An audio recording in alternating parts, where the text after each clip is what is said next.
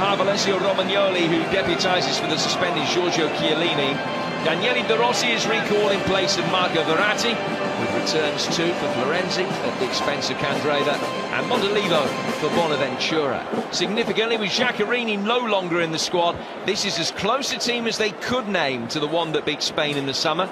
9 of this side started that match, with Graziano Pella, who scored that night, leading the line again today. Spain make 2 changes to the team that beat Liechtenstein. Andres Iniesta is back from injury and replaces the Italian-born Thiago Alcantara, whilst Dani Carvajal returns at the back. Diego Costa plays up front, preferred to former Juventus striker Alvaro Morata, but Jordi Alba and David Silva scored against Italy in the final of UEFA Euro 2012. Ciro Immobile, who scored in Italy's last game, is on the bench. Well, Spain include Manchester United's uncapped midfielder Ander Herrera amongst their substitutes. France in June to Turin in October. 2 of the continent's heavyweight powers meet again. There might be only 100-odd days since Italy knocked Spain out of UEFA Euro 2016, but they reconvene with different coaches and different... Beautifully done, Iniesta and Silva, the 2 players involved in the heart of this move. Iniesta continues his run. What a drag back! Not such a good shot. And he played it back to David Silva. It could have been a different story. In all honesty, Jim, I think if he plays it back to Silva and it's a goal, that's one of the best goals I've ever seen. Just wonderful, intricate, very short passing. It's not a shot at the end that it goes anywhere near troubling Gigi Buffon, but too much in the way of immediate support, but Silva adds to the numbers. Still he goes, David Silva. Have the ball. Vitolo.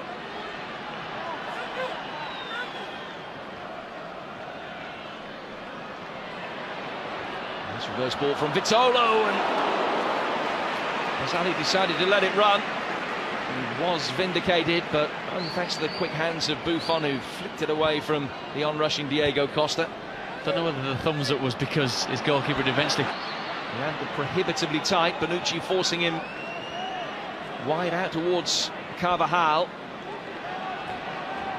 Right back still lurking with intent inside the penalty area. This is Silva, and the deflection takes it over for a corner.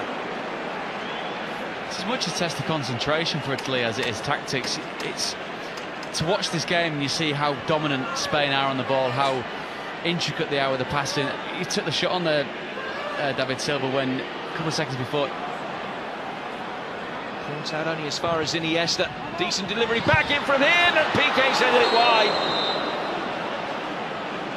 What a chance.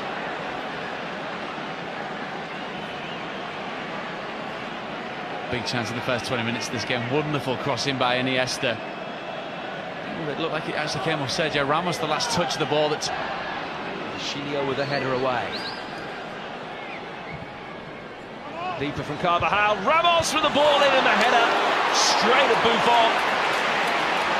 And that's 2 opportunities that Piqué spurned now. Wonderful header back by his centre-half partner in Sergio Ramos to Gerard Piqué. Silva, Carvajal, Vitolo, Costa making the near post run. Romagnoli scoops it away for yet another corner. Really well tested on that left-hand side. It's the pace on the pass there from David Silva. Very much onside, but just the intensity in the play when they do go. Vitolo. Costa. Almost broke through for Vitolo. And there's a free kick. Offside. The flag was up just to bail Italy out again.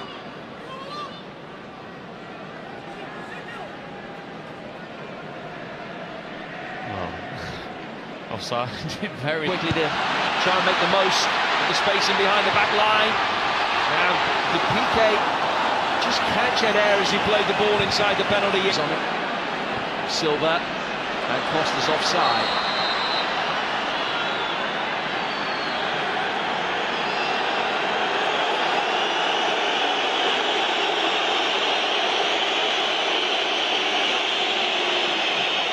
Decision very clearly timed his run to perfection, but we haven't got him about keeping his emotions in check. He might have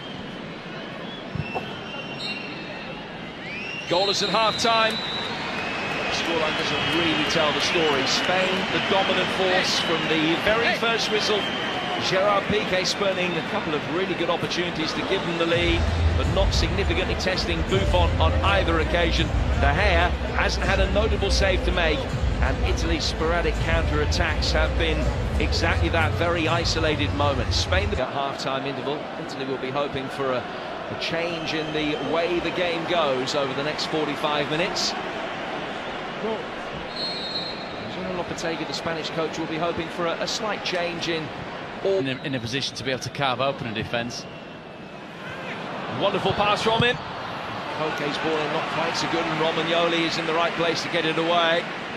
Earns the plaudits from his much more experienced compadres in that Italian back line. Golden generation that we saw Spanish football in the next generation. Oh, a mistake by Buffon, a terrible mistake as well. Vitolo can capitalise. Spain lead in Turin by a goal to nil.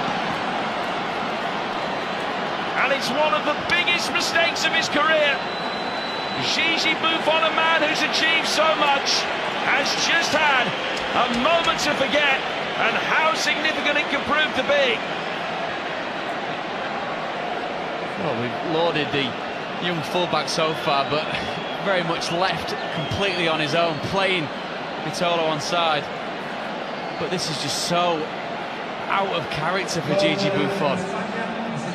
We're almost viewing this in a state of shock. We're just assuming he's going to come out, clean up, sweep up, as we know he can do, as we know he always seems to do. But it's just a complete misjudgment from such a wonderfully talented player, and you can see on his face the instant that mistake's made, he knows he's going to get punished. Yeah, pretty invidious for Buffon. Italy looking for an instant response. Missing the target. This sounds a bit of life from Italy in the reaction to going a goal down. Playing to the strength of Graziano Pella. I think they're just asking whether he could knock the ball down. Parola making the third man run into the 6-yard box unmarked. I think for all we've gushed and lauded about Italy doing what Spain have done effectively with a short one, and it's a decent ball in, missed then by Immobile.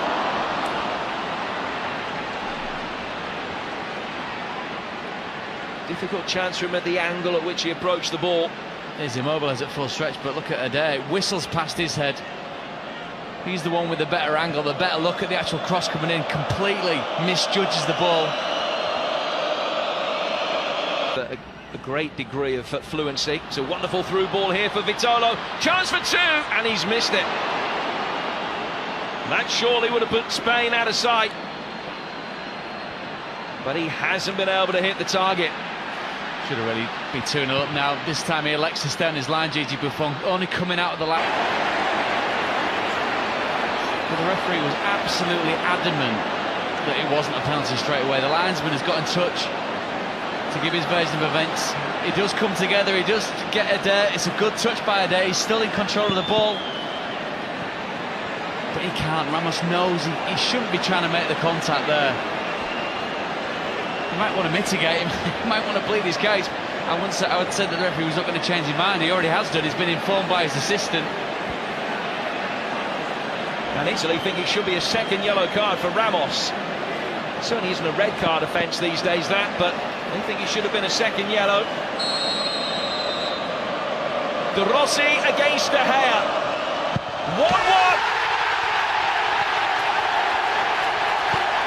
And the long unbeaten home record might remain intact a wee while longer yet. They haven't created too much at all, but Ventura's men out of jail to get back on level terms. You get the feeling that it would be a mistake from Spain, perhaps a lapse in concentration that dragged Italy back into the match. It's a very classily taken penalty from Daniel De Rossi. Composure incarnate, but let's be honest, it's a position that Spain have put themselves in. I was actually quite surprised that the first instinct of the referee was not to give the penalty. I thought, to all intents, here's Immobile trying to find a way through, Well, they're getting closer. They are getting closer. The game has completely turned. Such a lively presence and such a long portion of this game. They didn't have anything to anywhere near as energetic. I think there, you look at PK's reaction. Full credit to the honesty, but how often do we see a centre-forward go over in that instance? Florenzi. Immobile didn't get hold of it. Belotti has! Doesn't count. He's offside.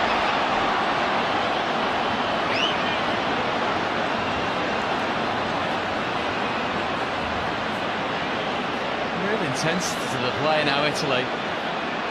We've seen some marginal ones tonight. It's quite clearly offside, and the miss hit almost brings it under wonderful close control by Adair.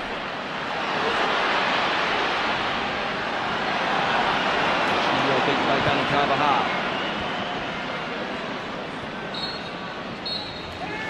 Well, it finishes on as even in the first game between these two footballing heavyweights. Hugely entertaining. But Gigi Buffon's mistake 10 minutes into the second half looked as though it spelled the end of Italy's long unbeaten record in competitive internationals on home soil. It wasn't to be because they were bailed out by Daniele De Rossi from the penalty spot after a foul by Sergio Ramos on Adair. Italy equalising 8 minutes